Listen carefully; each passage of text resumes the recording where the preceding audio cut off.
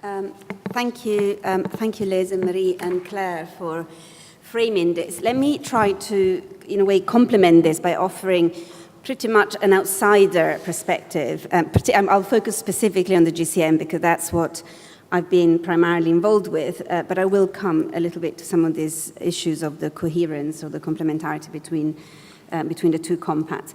And I come at it as an outsider in two different, and I think both important ways. One, obviously, an outsider to the political process itself. So I've been part of the thematic consultation process, one of the thematic experts that Marie referred to as one of those, I don't know, I'm not quite an academic, but an analyst contributing knowledge and ideas, and more recently a little bit more on the political negotiations and the process and the drafting around it, obviously, like many other stakeholders in UN speak, contributing to the process. But I also come as an outsider because, probably unlike many of you in the room, I have cared for a long time about issues of migration. I worked for many years in the both local, national, and international development space, and I've been frustrated about the lack of thinking of the reality of human mobility in what is sort of economic, social, and human development. And I really, began and on purpose, strategically decided that an organization like ODI that works primarily in the development and humanitarian space ought to invest and become much more proactive on working on issues of human mobility at large since really 2015. We pride ourselves to have been, we've done that before the summer, so we were we've been a little bit quicker than others, but it's certainly the case that one of my interests in this is actually not migration per se. I'm interested in human mobility as a strategy for human, economic, and social development. And one thing that I would conclude with, but I'll say it up front, is that the importance of the compact and everything that comes with it will be insofar as it will bring inside a room like this and in the debate actors who are not primarily concerned with migration policy as such and are not, therefore limited by also including some of the very difficult political stalemates that Liz has referred to with reference to Europe, but fundamentally working towards, say, the problem with demographic changes or the reality of, of labor and skill gaps in different countries or the effects of climate change, and really embrace the fact that people move as an element of it and a variable that we all need to better understand and engage with. And on that, I think there is more work needs to be done, and it would be interesting to see whether the compact helps. So we heard already what the compact is not.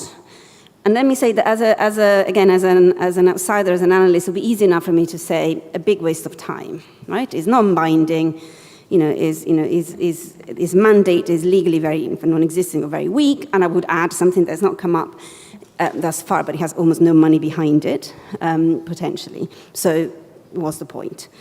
Another point of view, which certainly around the Neuro Declaration, I've heard a number of academics mention, was the last thing we need now is an international process. A waste of time, a waste of money. There is no appetite for meaningful international cooperation.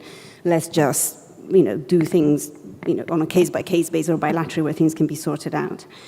It would be easy to buy into this rhetoric, and as I said, I've been frustrated sometimes with analysts, jumping on the bandwagon of the cynicism around it. I genuinely believe that we are, in front of a real opportunity and potentially the beginning. I mean, we've seen how all of this is history, and we've been at it for a long time. At the same time, if we use this moment of opportunity to begin a different type of engagement, I think that would be useful. Look, so why I think is an opportunity, and I'll say what I'm about to say with a great deal of hesitation, because there is one thing that I never easily buy into is when, again, analysts come and say, you know what, it's not so much the outcome, really is the process. And I think, oh God, this is now, we're going to get a lot of fluffy, thinking here. I do think that there is something around the process that is meaningful around the Global Compact in a couple of different ways, which I think are hopefully beyond, the vague notion that any process is good in and of itself. The first is actually, Jean-Christophe, I think, put it nicely in the previous session. Countries are actually talking to one another.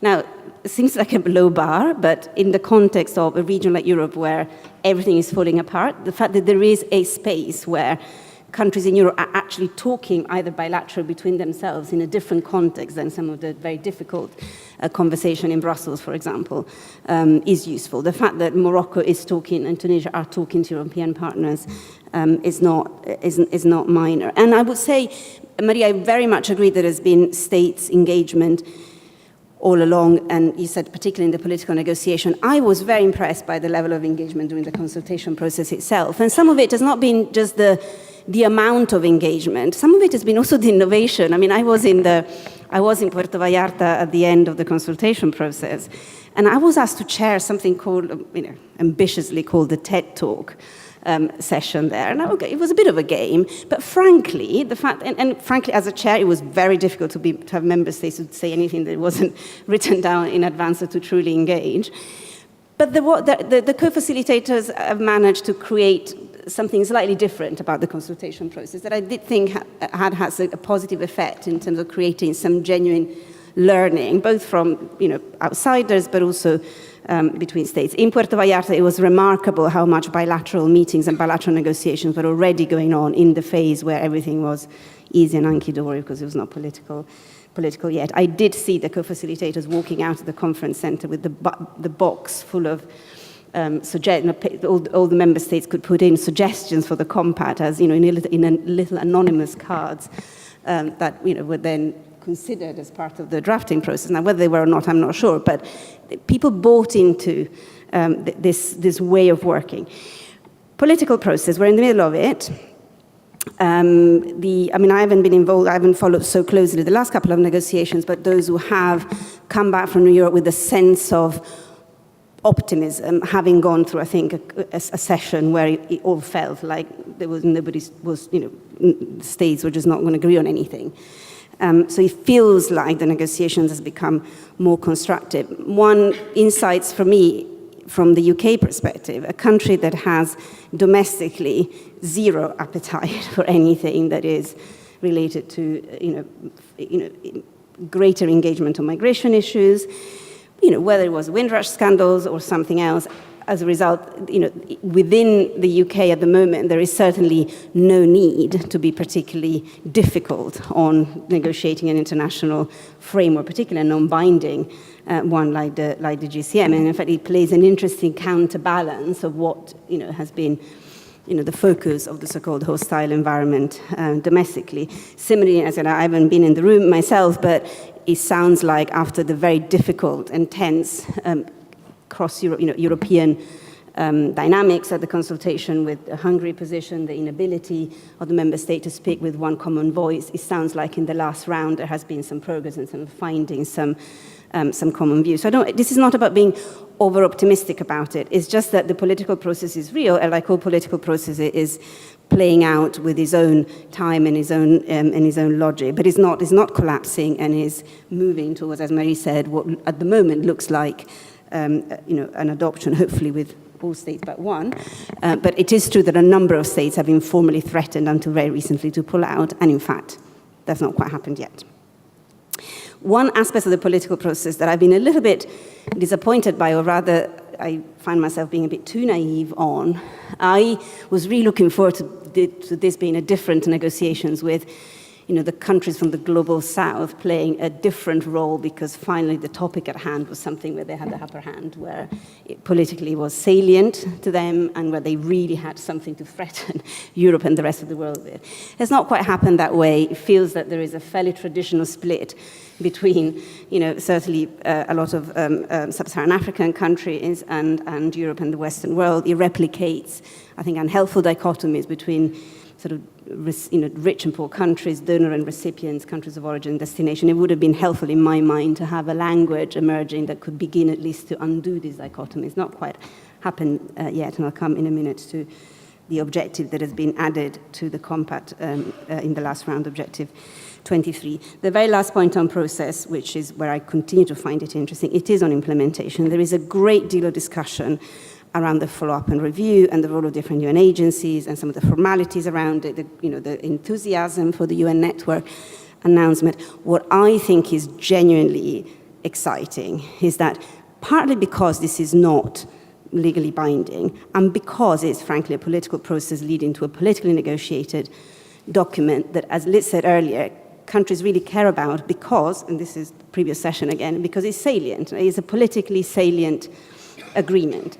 So implementation will all be about whatever we're going to make of it. So behind this multi-stakeholder partnership base, which, frankly, a lot of UN documents have, there is a genuine, not just opening, there's actually the necessity for it to be delivered by all of us, because, as I said, there's going to be very little money behind it, predetermined. So there's a real opportunity to galvanize or to create spaces, probably not all over the world, in some places more than in others. So I think there is something in the process of implementation. We should all begin to talk about that, because now we're all focused on the text, but what's going to be really important, what happens from January onwards.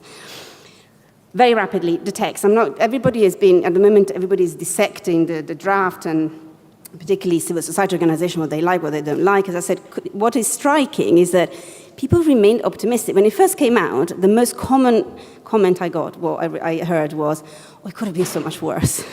Everybody was, surprised that it was as long and as comprehensive. And there's been an interesting tactic of the co-facilitators to produce such a long menu, really a shopping list with, frankly, not much coherence within it. But, it has produced that effect that people have found in it things that they liked and opportunities to get on with particular agendas and so on and so forth. So it's a comprehensive text. It's still being negotiated. Let me say a few things on the more contentious aspects, because I think we need to be careful not to be to gloss over what I think are political, divergences, which are not, I think, going to be negotiated in the text, but remain substantive, and it will remain substantive implementation. On regular and irregular, it's not just about the language, it's the fact that we are nowhere near acknowledging that the two things are part of the same coin, and when it will come to what to do about it, all the debates around legal pathways and labor mobility that very cleverly in the text are positioned very far away from anything on irregular migration, really are one the effect of the other. And that will remain the case, however much we're going to get stronger text on eliminating irregular migration by the European and others. That fundamental reality will continue to be the case. International cooperation. So there is an additional objective 23, which has been very much wanted and proposed by the African groups. Everybody seems to be happy about it because it is a massive sigh of relief, because rather than peppering the whole text with international cooperation, we can now live with an objective that says we commit to international cooperation, and the rest of the text that focuses so much on the realities of national sovereignty, which is politically not acceptable, but quite a useful way to do it.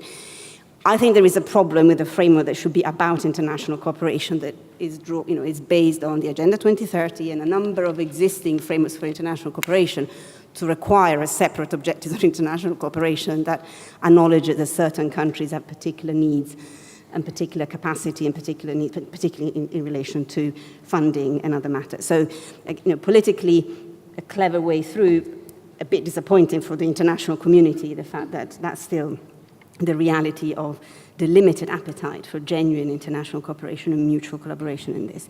And then on the complementarity or the coherence between the compacts, I understand and I agree that there has been a lot of progress in the compact, on the Global Compact for Migration. The whole area of vulnerability is certainly dealt with great care, and I think there is very substantive text in there. And I think that, for something that was set out to be, a parallel process, we are seeing, a kind of, not a conceit, but this issue of coherence is coming up and is being addressed and to some extent resolved. As an observer, I have not observed throughout the process a great deal of improved communication, cooperation between the two communities at large. And it's not just about IOM and UNHCR. I mean, it's even within ODI. Like, we work closely with our colleagues that work on humanitarian affairs and work on displacement, and we make a big effort to continue to do it together. But boy, are we far away from having ways of working that allow us to recognize the limits of certain, of the labels or the various, the different provisions, which are all important and sacrosanct, and I'm very aware of the political risks around it. But look at what we heard about public perceptions. It's not about refugees or migrants. It's all about otherness. So we are still quite far from having created meaningful alliances across the human mobility spectrum, and this is something that we'll continue to try to do a bit more about. Finally, on development, So we've been at it. We've been suggesting texts, and the basic idea here was not that migration is a small part of the SDGs or is 10.7. The fundamental proposition is that migration is a strategy for achieving development outcomes, all of them. Migration, the fact that people move, matters for education, for health, for prosperity, for inequality.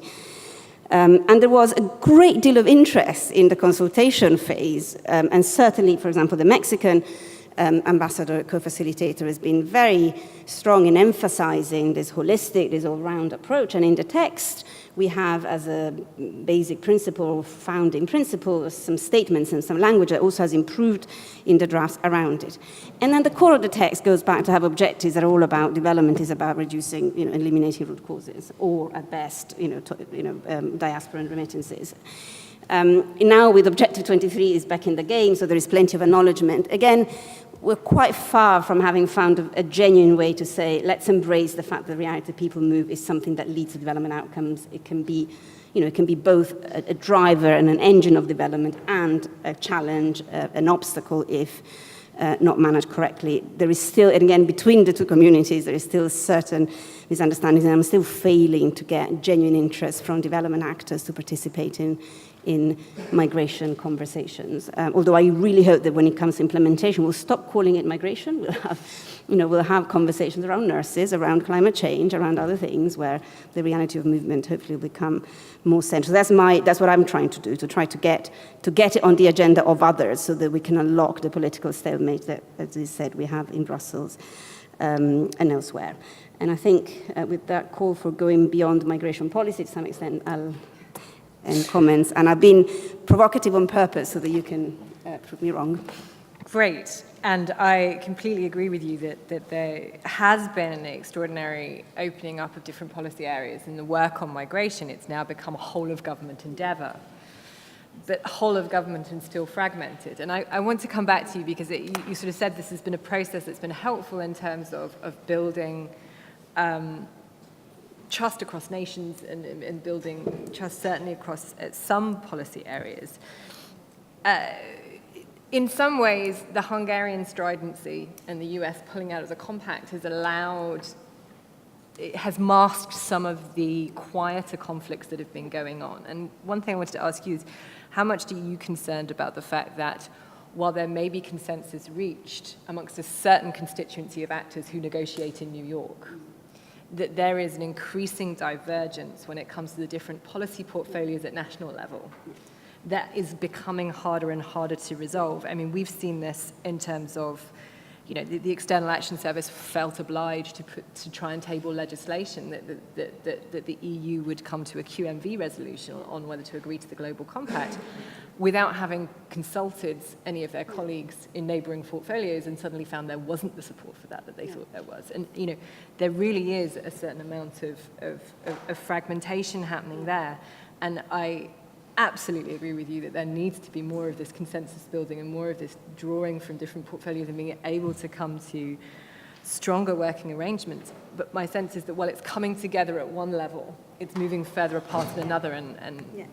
Actually, that's very true, very insightful. In fact, I think it's actually a conversation we first met, Liz, that we had, right, on this issue. No, but there is so much emphasis on the divergence between states, whereas probably where is more unreconciled than ever is within governments, if there is, is a simplistic way to put it, but the gulf between the position of home affairs, internal affairs, security, border controls, parts of governments, and international cooperation or social policies is probably widened, if anything.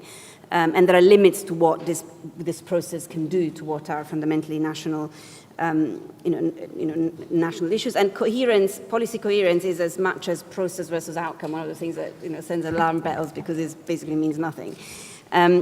I think one way to look at it, and international development is a very good case in point, is that there is the potential, is not across all countries, and it's probably not across all policies. But for example, international development is a good test. So either it gets captured and for political processes, and it gets sold to the electorate as something that we send some aid somewhere in some countries so people don't come our way, and this will make the Home Office very happy. Versus something where external, foreign affairs and internal affairs have to come to some kind of a meaningful and genuine attempt to do something that is both useful in national interest and on the realities of international cooperation, where a lot of it, including returns, is fundamentally based on the political bilateral relations that countries have with one another. So climate change is possibly another good example where I think there could be some open. And I've seen in some countries that being used internally. So is interesting. In different countries negotiate differently in New York and have different negotiators. The UK has differed leading the negotiations and has issues of international cooperation and development pretty central to their tactic. It's no secret, together with others, we've done a non-paper on development in the GCM, and I've seen it, and a number of development agencies are using it to put it in front of the negotiators from the Home Office as a way to get different ideas in. So you're right, if anything, that perspective in many countries is harder than ever. But again, on the margins, this international effort, I think, can help find some common ground in particular policy areas. The French, for example, have produced a cross-government document on migration and development, which is, the Brits could not believe it when they read it, because it went so far in being open to the rights of migrants, for example, in a way that Home Office in the UK will not allow to become an official government document. So it's far from being good news all round, but I think within countries, in an interesting way, this non-binding but politically salient agreement might help to create a national dialogue on areas where, again, there is otherwise a stalemate. In fact, the very fact of bringing in different actors who don't think in these terms may also help to dilute that dichotomy.